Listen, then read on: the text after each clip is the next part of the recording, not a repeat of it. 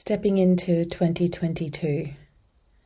Themes: slowing down to the pace of the earth, endings, inner winter, returning home, returning to ourselves, each other, and the earth, needing less, sustainability, simplicity, humbled, ancestral patterns and healing, devotion, the true yearnings within, the depths, inner and outer relationships, processing trauma, somatic healing, embodiment, writing a new future for humanity, internally focused, death, labor, birthing ourselves, being in the in-between, seeing the sacred in the everyday, realizing that we are the seeds, kindness, compassion, creativity, collaboration. After the huge initiation of 2020, 2021 has hurtled us into a humble integration. We were tenderized in the crucible of 2020, and our eyes were open to how much we had taken for granted, overridden, pushed down, or overlooked. After decades of much advancement and exploration, we're being called to slow down, focus on what really matters, and to return to ourselves, each other, and the earth. We are each part of humanity. Humanity is part of nature. Nature is part of the earth. The earth is a part of the cosmos. The cosmos is the organized universe. And for the first time in perhaps our existence, we have been experiencing something consciously together. No life has remained the same. We are being taught that change is and always has been our natural state. The times that we are living in, that have been prophesied for millennia, are here. We each choose to be here now, and what a time that we chose to come. Finding our way back to ourselves and each other. Over the past year, so many of our relationships have been tested. Unconscious patterns and programming has been under the spotlight. So much of what we took for granted has been taken away. Endings have been rampant. So many moments and milestones have gone unwitnessed. Community, belonging, and our connection to the home, the consciousness of the land and the country we live in has been highlighted. We are all experiencing our own awakenings and shifts.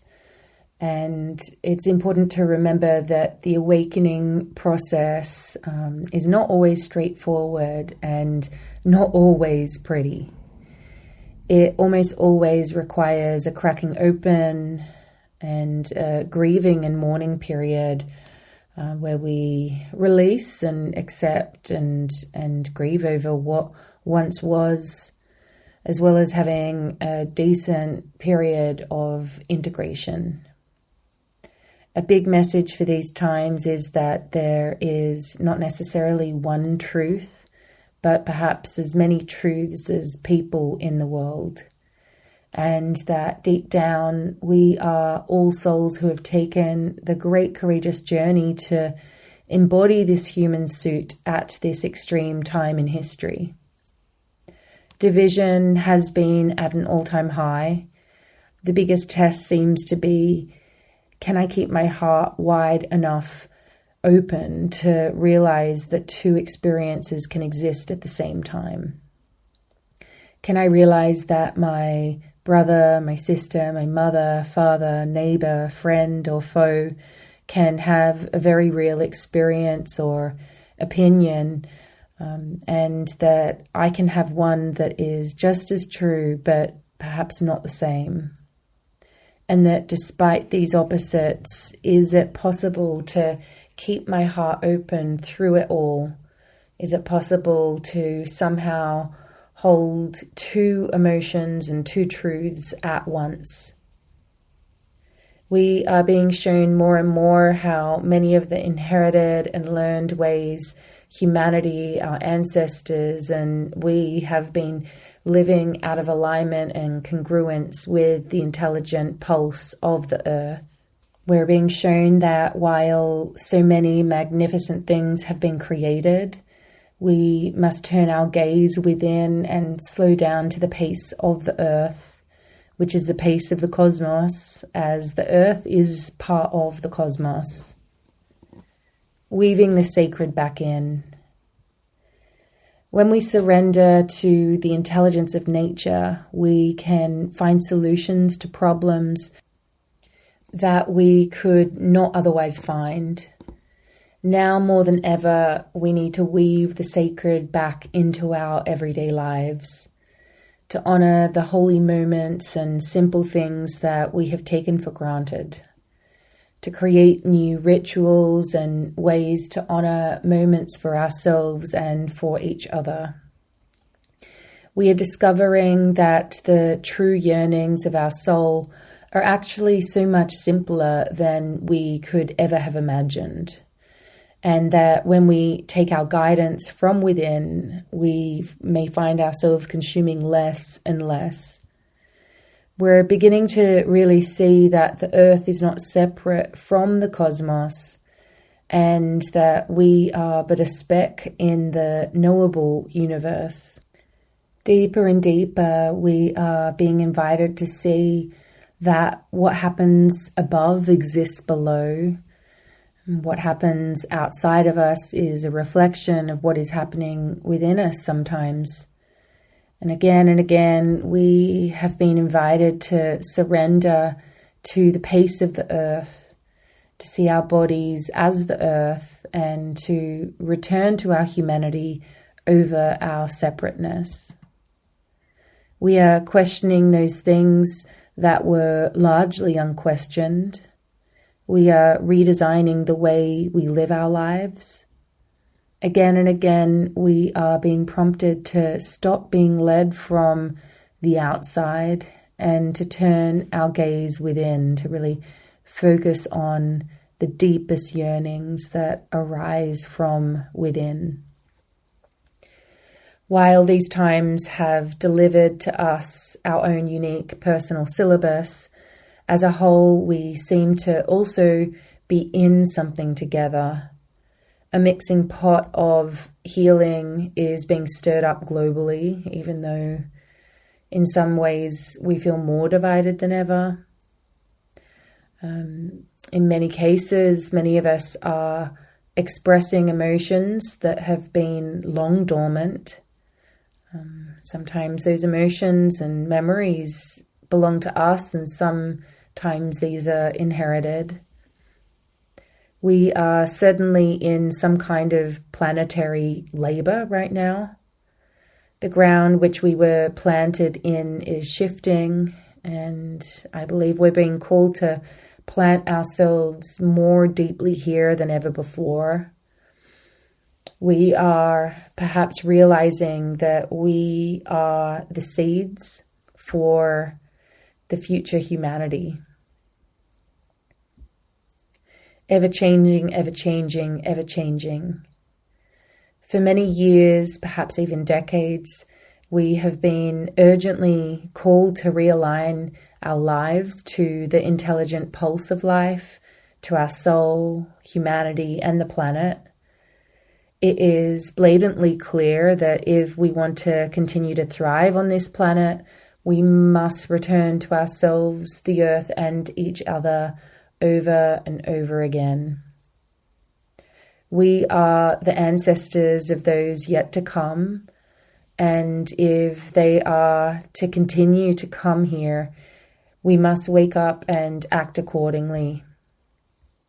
To realize that we have within us and around us everything that we need to thrive on this planet. Can we see each other as part of the same human family? Will we ever zoom out enough to see our humble place on the earth and in the cosmos as the ordered universe? How long will it take to realize that the plants, the water, the trees, the air, the land, all of it is here for us? Will we remember and learn how to be here for them? Will we slow down and notice the incredible intelligence of nature all around us? This intelligence that holds answers to so many of the questions that we are asking and seeking answers to. We are humbly being called to return humanity to the circle of life rather than the top of the pyramid. To go from divide and conquer to collaboration and community. To stop seeing nature as something that we step into and rather something that we are a part of, from the stars to the sea. Slowing down to the pace of the earth. The old patriarchal obsession of the bloom and grow, grow, grow mentality has become impossible to sustain. Again and again, we are being called back to the earth, to the soil, to our bodies, to each other. Our disconnection from the earth and the feminine has caused so much to move out of alignment. Now it is time to slow down and to take her lead, to drop our roots deep, to find new ground to build our home, to stop worshipping the external temple and to be sacred in the seed and the soul in the soil, to face the greatest, most certain mysteries of life that our culture has for too long avoided: birth, death, and change. These times feel overwhelming because they are. They are not meant to be smooth sailing. Things are meant to change in the same way that you are meant to change. The rose knows it must throw its petals to the wind for the chance of a second bloom. And then it surrenders to the very thing that captivated others to it, for the promise to be transformed into the rosehip. This is a time of much unwinding, unbinding, mourning and healing, of humble acceptance and deep cellular processing. What has previously been overlooked, misunderstood, pushed down, glossed over, bypassed, is now erupting from deep within us and all around us. We are seeing what has been stored deep in the cells of our ancestral lines. We are coming face to face with the many moments when soul and cell were separated. Ancestral patterns and memories are spiraling within and around us. Some of us are here to feel what has not been felt, to process what has not been processed on the behalf of our families, our communities, our ancestral line. Also, perhaps on behalf of the planet as a whole. Many are experiencing a sudden processing of trauma that we did not even know was there. The processing of things lived and passed on from cell to cell. Returning to the garden. We as a planet are being hurtled back to the earth, to the earth, to the earth. To the arms of the earth and to the arms of each other.